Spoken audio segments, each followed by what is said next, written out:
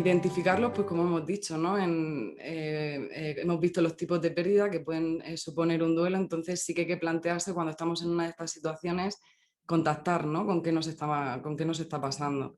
El problema fundamental es que en la sociedad en la que vivimos no nos enseñan a enfrentarnos al duelo, es decir, prácticamente es un tema tabú, no se habla de ello, no es muy común las frases de bueno, ley de vida, o bueno, el tiempo lo cura todo, o tienes que ser fuerte, o tienes que sonreír, un día sin sonreír es un día perdido. Todo eso no es nada adaptativo, no nos ayuda a enfrentarnos a una realidad que además vamos a vivir a lo largo de nuestra vida en repetidas ocasiones, ¿no? Porque la vida implica pérdida, es así. Entonces, lo primero que hay que tener claro es que precisamente la palabra duelo, ¿no? Viene de dolus, del latín, y es dolor. O sea, hay que entender que el duelo implica dolor y hay que aceptar que vamos a tener que enfrentarnos a ese dolor y vamos a tener que atravesarlo, ¿no? Y para ello pues, vamos a tener que contactar con las emociones, ¿no? Que van a venir de ese duelo y que pueden ser muy variadas, ¿no? Pues puede ser tristeza, rabia, culpa, miedo, en fin. Luego sí que es importante también tener en cuenta que para cada persona el duelo será diferente, ¿no? Cada persona tiene una manera diferente de entender la vida en base pues, a sus experiencias, a su biografía, incluso a su dotación genética, a lo que ha ido aprendiendo, a la manera en la que ha ido aprendiendo a resolver las cosas con las que se ha ido encontrando a lo largo de su vida. Y además cada pérdida es diferente, ¿no? Y tiene unas implicaciones diferentes. Por eso se ve, ¿no? A menudo que en una misma familia, a lo mejor una misma pérdida, la manera de afrontar esa pérdida de los distintos componentes de esa misma familia es completamente distinta, ¿no? En cuanto a la manera de enfocar, ¿no? De afrontar el duelo, sí que es verdad que hay distintas corrientes, ¿no? Teorías. Hay una teoría que es más clásica, que habla de fases del duelo, como si fuera una serie de etapas que desde que se produce la pérdida y según vaya pasando el tiempo vamos a ir atravesando. Y luego hay un enfoque constructivista, ¿no? Que es el de Worden, habla más de tareas, es decir, coloca a la persona que ha sufrido la pérdida en una posición activa, es decir, tienes que hacer algo, ¿no?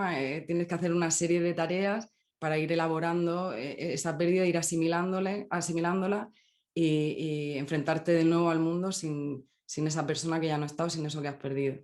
Entonces, en cuanto a las fases, pues se suele hablar de, pues al principio de la sensación del el shock, ¿no? La parálisis de la incredulidad, ¿no? De esto no está pasando, ¿no? Luego, pues la negación, ¿no? El rechazo, la negación de no es posible, se han equivocado, no es verdad, no. Luego también puede haber una fase de enfado, de rebeldía, ¿no? De por qué a mí, esto es injusto, por qué tenía que pasar esto. Luego podemos contactar también con el miedo, ¿no? Intentar negociar con ese miedo. Hay muchas veces que surge la culpa, ¿no? Que la culpa paradójicamente nos ayuda a tener una cierta sensación de control, ¿no? Como si, bueno, si dependiera de mí, si depende de mí, parece que hay algo que yo podría haber hecho. Luego vendría una fase de aceptación, de empezar a aceptar lo que ha ocurrido. Luego una fase de búsqueda de sentido, ¿no? Intentar buscar el sentido a lo que ha pasado. Resignificar la pérdida, buscar de qué manera puedo darle sentido a la vida de esta persona o a esta experiencia de pérdida que ha supuesto para mí.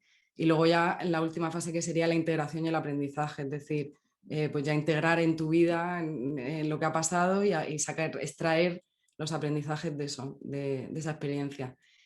Y luego en cuanto a las tareas, se suele hablar de 4 tareas, ¿no? A las que tenemos que enfrentarnos y a las que tenemos que ir elaborando. La primera sería aceptar la realidad de la pérdida, es decir, eso supone soltar la esperanza, ¿no? Suena duro, pero es así, es soltar la esperanza de que esa persona va a volver o de que esa situación anterior se va a restablecer, ¿no? Implica aceptar que eso ya no está.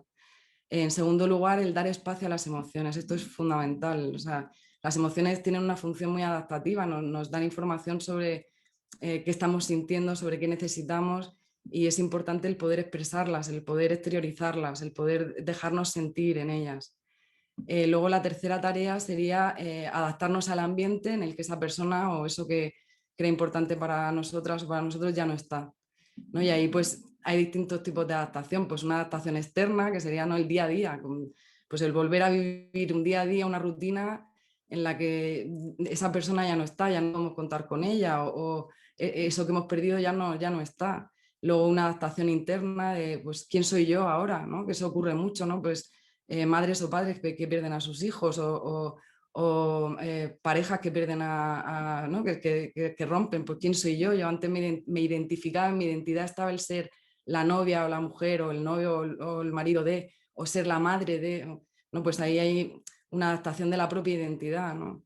Y luego también una adaptación en muchos casos espiritual, ya seas creyente de una religión en concreta o en concreto, o viva la espiritualidad de otra manera, pero sí el adaptar, ¿no? El reconfigurar el sentido, ¿no? De la vida, de qué implica esto para tus creencias, para tu manera de ver el mundo, para...